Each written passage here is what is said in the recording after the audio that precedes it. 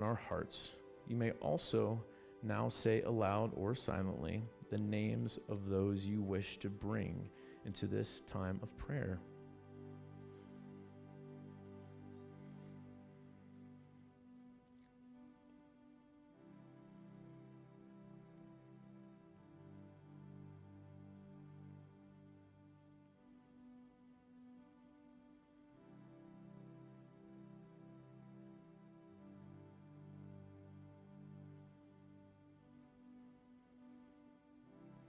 Dear God, we hold these friends and loved ones in our hearts.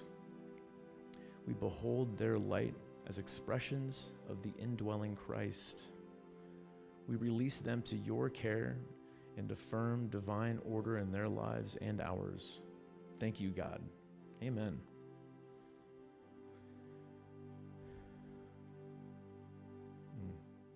All right, here is Kathy Franzreb to lead us in singing, O Come, Emmanuel. The words are on the wall. Do you want me to have everybody stand up? Stand up, everyone.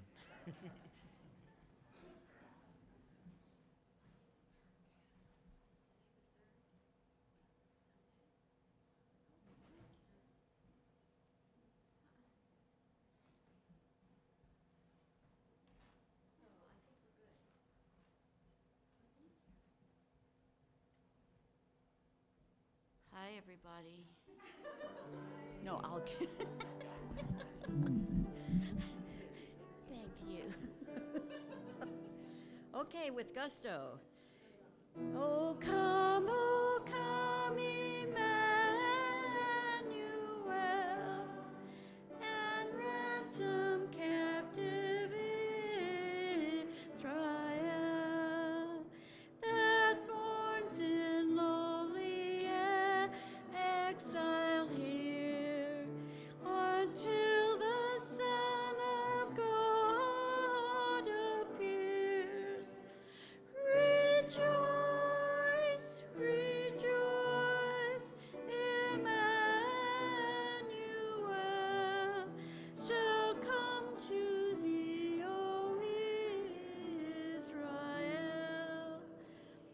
Oh, come the wisdom from on high, and order all things far and nigh.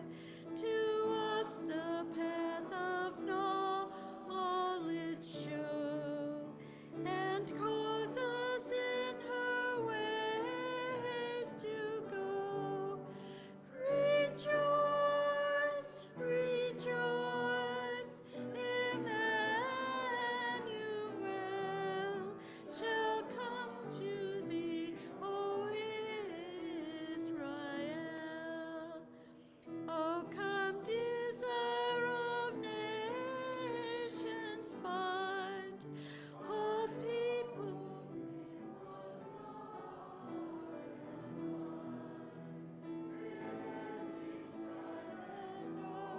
Laurel seas, fill the whole world with heaven's peace.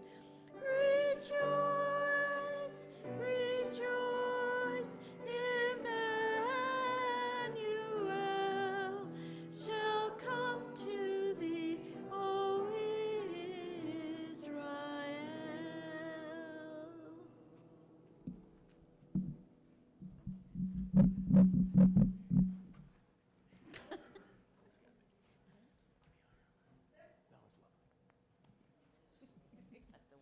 Except the words. All right, today's speaker is Michael Bouchard. Michael Bouchard has been with Unity since 1983. He's been a chaplain since the program started. Sounds about right. This man has such a warm heart. He gives great hugs. He's got an awesome wife, which I can only assume that's why Michael is who he is. And my wife and I, we just love seeing the both of them on the in-person meditations on Thursdays. So without further ado, please welcome Michael Bouchard.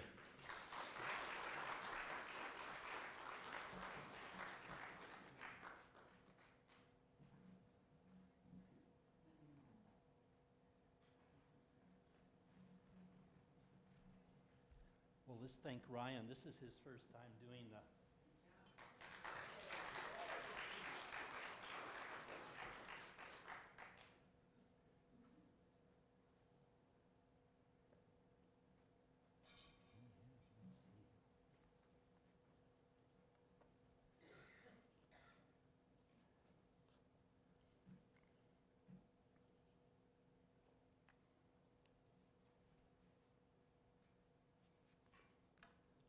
Ooh, that's.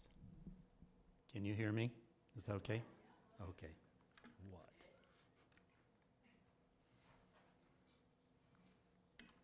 Well, good morning. And thanks for being here. And let's take a moment just to, again, look at the surroundings here. Look at the beauty. Look at the lights. Allow yourself to kind of feel what you feel, what is touched in you when you look at all this beauty. And when you hear the music, O Emmanuel. All this is about you. This is why we resonate to these things. They're resonating a deeper part of us. There was something about a mystic named Kabir that I was wanting to remember, so I went to one of my resources, and now you know, kind of. So take me, just a little bit, Anyway, Kabir, he lived in the 1400s, and as a small child, he caused a lot of problems because he was born into a Muslim family, and, one day he came home with a red dot on his third eye, and his dad said, "You can't be doing that, you're a Muslim. The Hindus do those things." And then he'd be around the Hindus, and he'd be chanting Ram, Ram, Ram, and then the Hindus would get a little bit upset because he was a Muslim. He can't be saying Ram, that's their God. And so in the comic book edition, Kabir goes, "God, why do they think you're in these different religions?" And that's what we're here about, isn't it? Unity, oneness. I mean, these religions serve us. They're tools to help us remember, to help awaken to who we are. But that's not where it is.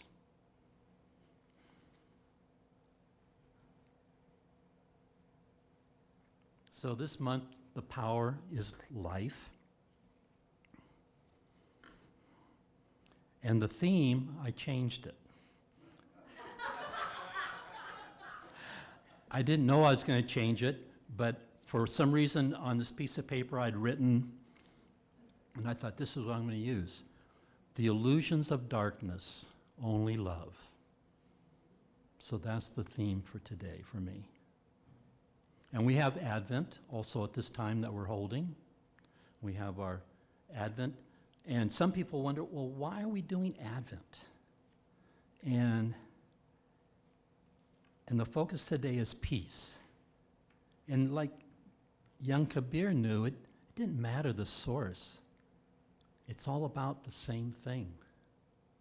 It's about a deeper part of us.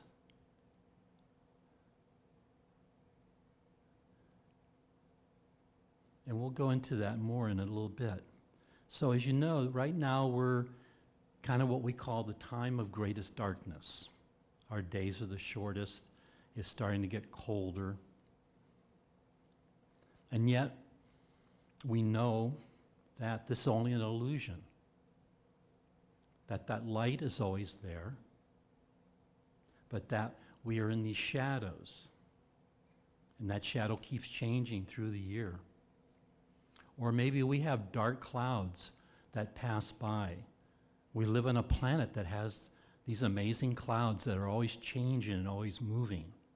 But sometimes they can be very, very dark. Sometimes they can be very, very beautiful. But in those really, really dark times, again, there's that appearance of darkness. But it doesn't last. It's always moving. So our journey is not about finding love, because that's already there. that never shifts, that never changes. Our journey is about releasing the illusion of those shadows. The illusion that our belief that they're real.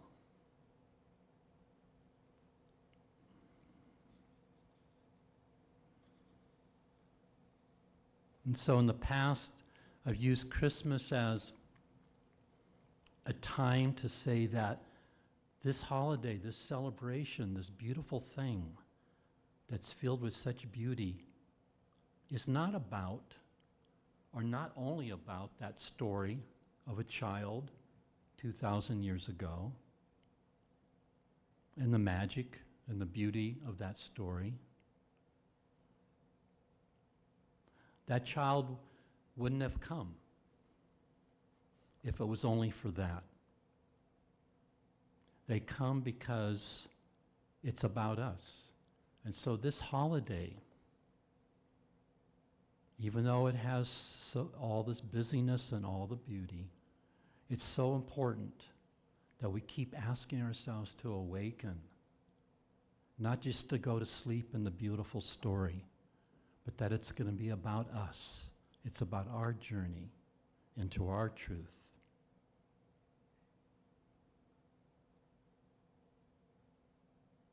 And this is why it's such an important moment, such an important celebration, because of its deeper meaning.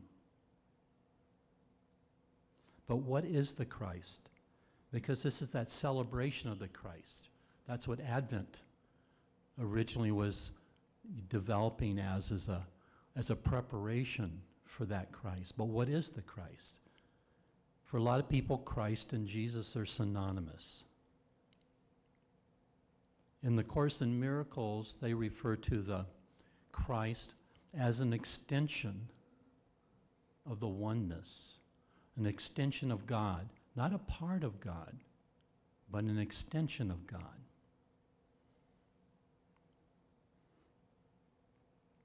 And you and I are that extension. That Christ is another word for the child. Yeah, in the writings they say the Son, but it's not a son. We are all in that Son. We're just poles of that Son. Some of us play the female polar part and others play the male part, and we keep switching those.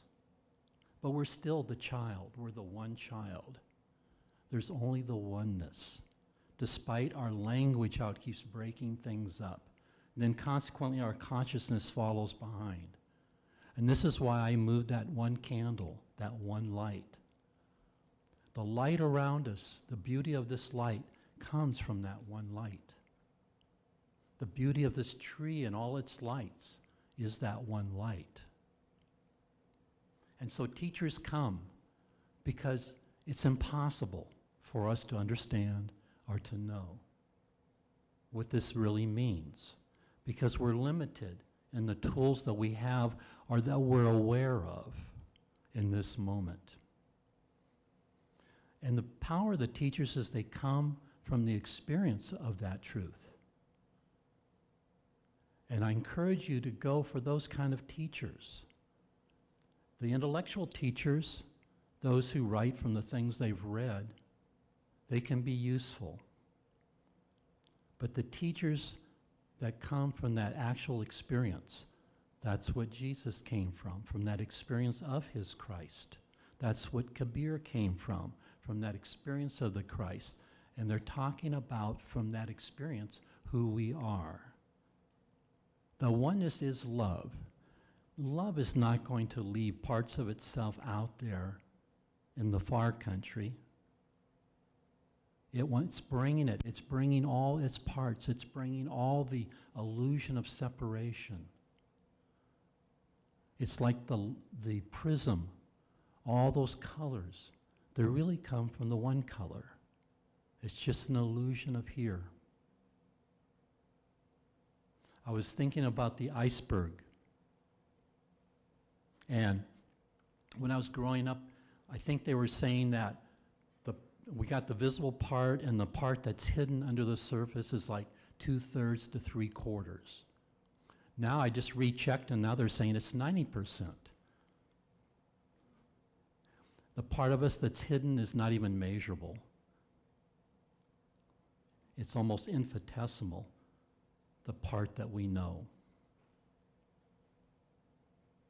And so in that iceberg, we see the part that we can see with these eyes. But that 90% is hidden. Now, if it's a very, very dark day, that water is very, very dark. And to put your face down into that water and to look deeper can be terrifying. That darkness is fear. That darkness is lack. That darkness is not enoughness. None of us are enough, are we? We injure so quickly because we think we're nothing, that we think there's something wrong with us. We're just not enough as we compare ourselves to one another. And so we take that face and we look below the surface. That's what they come to teach us.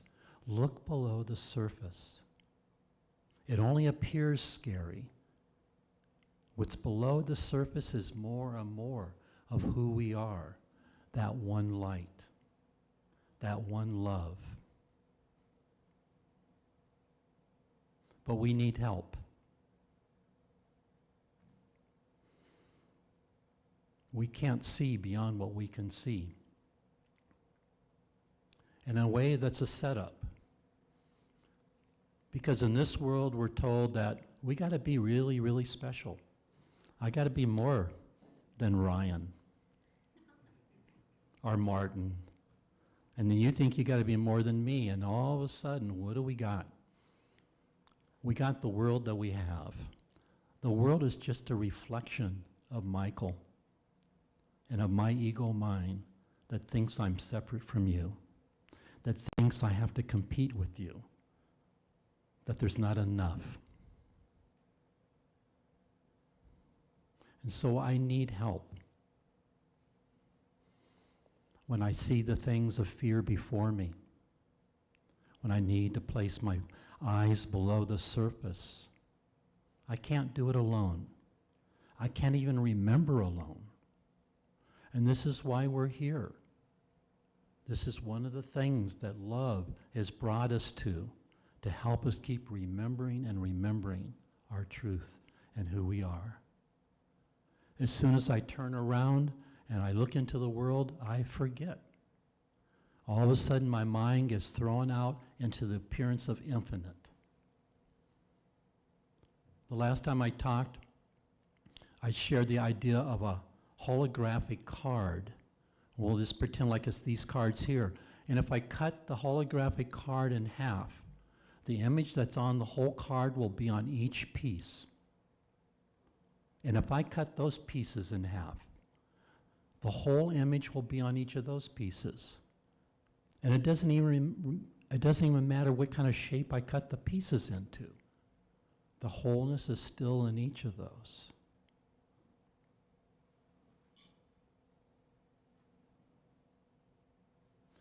Another important part about needing help and letting go is that in the oneness, that love, that help is always present. There's no separation. That's only the illusion that we're here, that we need help. So when I look out and see you, I'm in the place where I need to ask for help. I need to say, help me see what I'm seeing differently. Help me to see more and more our oneness, your innocence, my pain. My pain I project onto you. When I look at beauty, each of us feels it differently. What am I feeling? Am I really feeling the beauty of this moment? You know, am I really seeing it? I'm seeing it in my own personal experience, my own personal what I take in. Each of us is unique that way. If you do something and I go, oh my God, he's really a jerk. Well, somebody next to me might go, feel it just totally different. I didn't see that. So what is that jerkness about? Is it about out there, or is it something about in me that I need to love and to release? Because you remember, the shadow is only an illusion. The light is always there.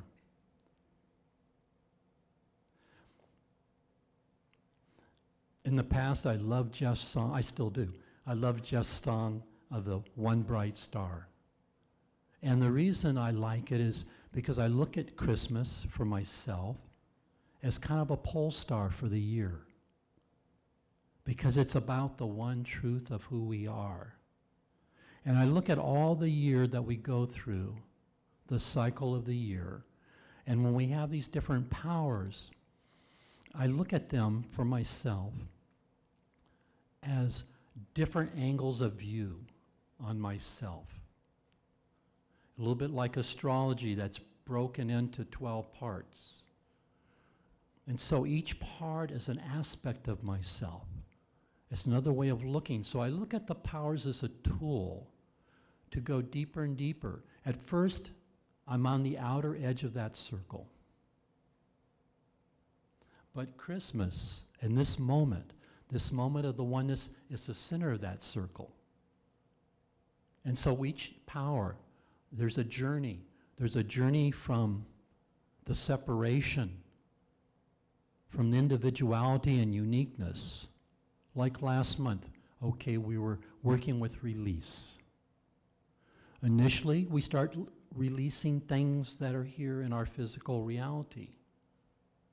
But slowly and slowly, as we go deeper and deeper in that process of releasing, we're moving towards what this time is about, this power. This life is not about the life of this life. The life that we're focused on is the life that it is eternal. And this is who we really are.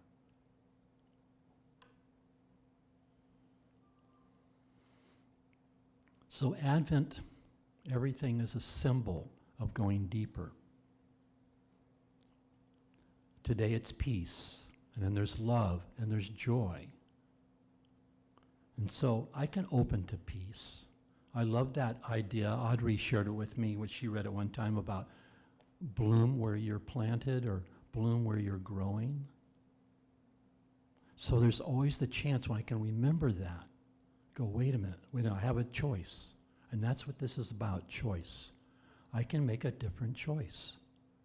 I can make a choice from being grumpy or being resentful or look at what's missing or what has changed and go, wait a minute, this just is. How can I bloom? How can I open? How can I open to the beauty and the light right here, right now? How can I let my life express right now? Because, as you know, that one light is so much more powerful than any amount of darkness. And we are those lights, but we are this light. We are that one image on all those 9 billion little pictures that's all the same. And so with Advent, we can approach those things at this surface, which is important. But as one starts shedding the ego, as one starts shedding the belief through help that we're not separate, as we go deeper and deeper, where we end up coming, one of the places we come to is a place where there's a total absence of fear. There's a total absence of separation. And what is sitting there is us. And what is that us? It is the peace, and it is love, and it is joy, and it is safeness. And there's nothing else. That's where those come from. There was some understanding of that, I have a feeling, when these things were first being developed. When lights first were coming into spiritual practices, when people started using bells and sounds and chants, there was some kind of an understanding that it was taking us, that was vibrating something deeper and real within each of us. And it is. Once there's the absence of fear, which is the absence of separation. These things that we celebrate, that we focus on, that's what's there. So we're working on the surface of that iceberg, on the surface of the sea. And we're being invited. That's why they come. They know we can't do it alone. But there's nothing missing in us. It's just learning to go deeper and deeper into our truth, to open and to allow ourselves to be helped in this journey. If we do it alone, if I do anything alone, I am setting myself up to be separate. I'm reinforcing this idea that I'm special and that I'm separate. So we say here at Unity, there's only one. Let's don't just say it.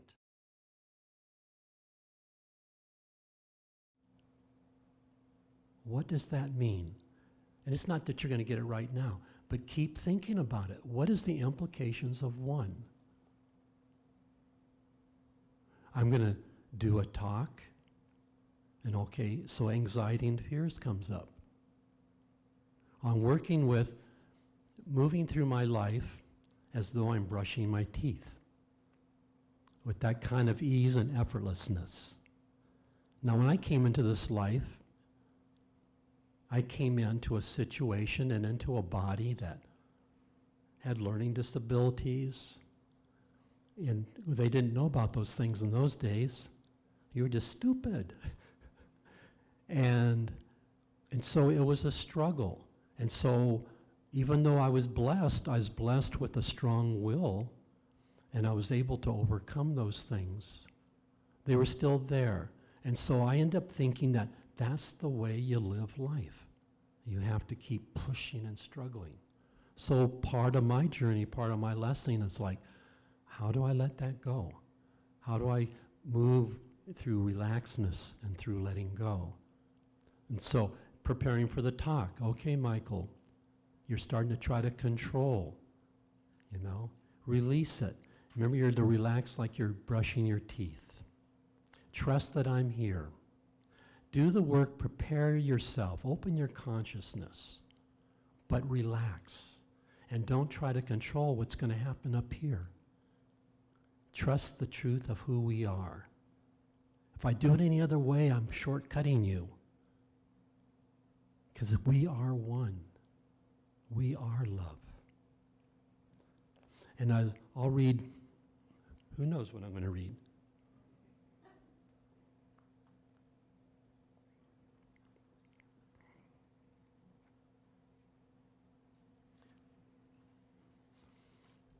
I've read this before. It comes from a mystic from the late 1600s and into the 1700s. And I like to bring them in because, like I said for a long time, it's not about Team Jesus.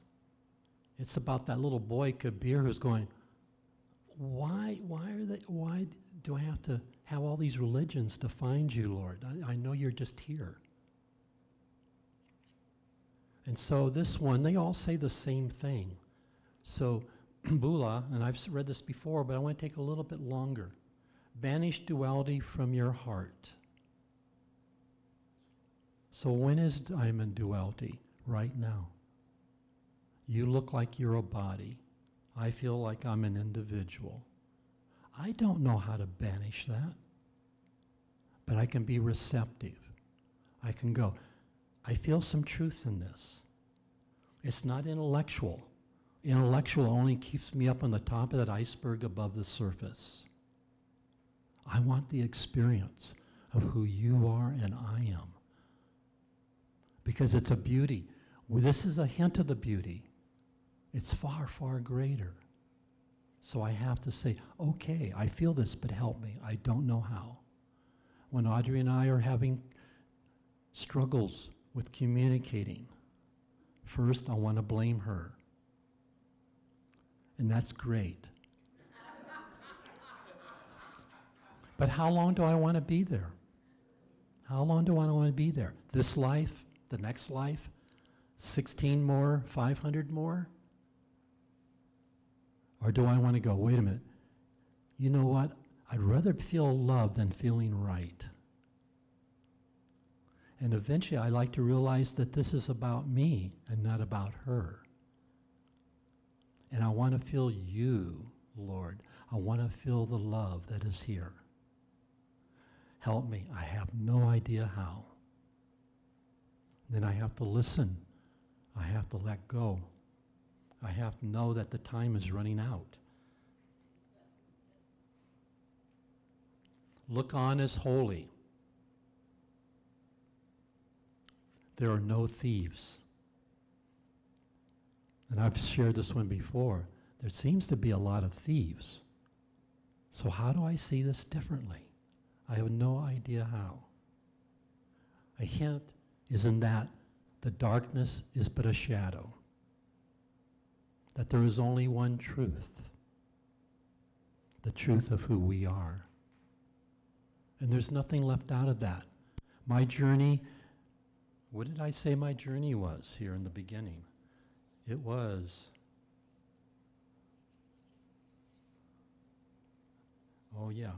it was the releasing shadow and opening to the light. I have to release the shadow of every being because that's not their truth. When the drop falls onto the land, some lands on a rock, some lands on a leaf, some lands in the dirt, some lands in a pig pen. But it's still the drop. The drop is still slowly and slowly brought back to the ocean. So what's in that drop, that we can let go and forgive and love, give it compassion. Because it really is the drop. It is really the part of the ocean. For the Lord is in every single one. And in our truth, I say thank you. And I thank you for being here and sharing in this journey. Thank you.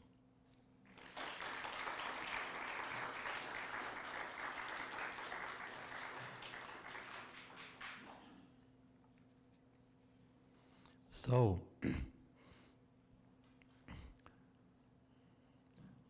look one more time at the tree or the lights around you. And just allow yourself to close your eyes and bring those feelings down into the moment.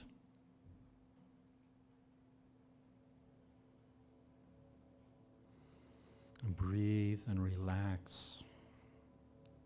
Gently set aside whatever you brought into this morning, whatever still may be lingering there, whatever on the edges of your mind seems important. Just gently set it aside and feel the beauty, feel the light, feel the music, feel the festivities. And breathe and relax.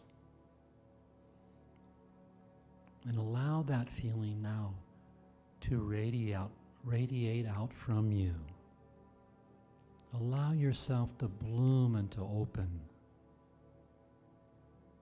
And to allow your joy and your light, which is always there,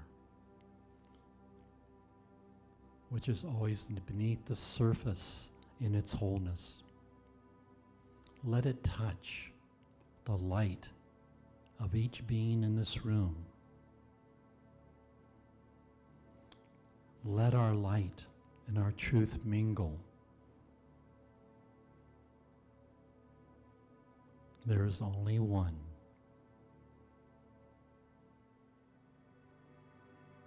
It is love.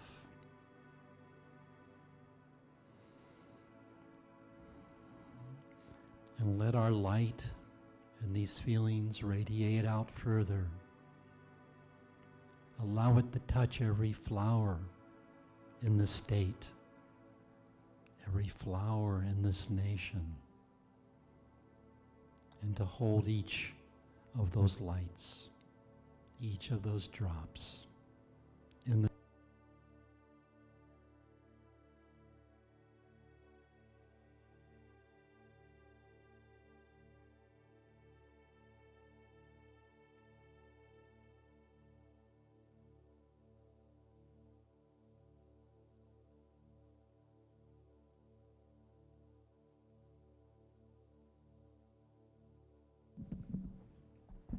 Okay. Am I on? Yeah. Okay. Thank you. So, let's come back inside. We never know when these clouds will pass by. But we can always make a choice to breathe and to come back into this moment, into the truth that holds you, that holds me, and that holds every being on this planet in the light and the oneness of who we are. And so we relax and we open and we allow love to light the way of this journey. We ask for help. We allow the love to be our source, for we are its child. We are the Christ. And we're here to celebrate our truth. And we give thanks. Amen.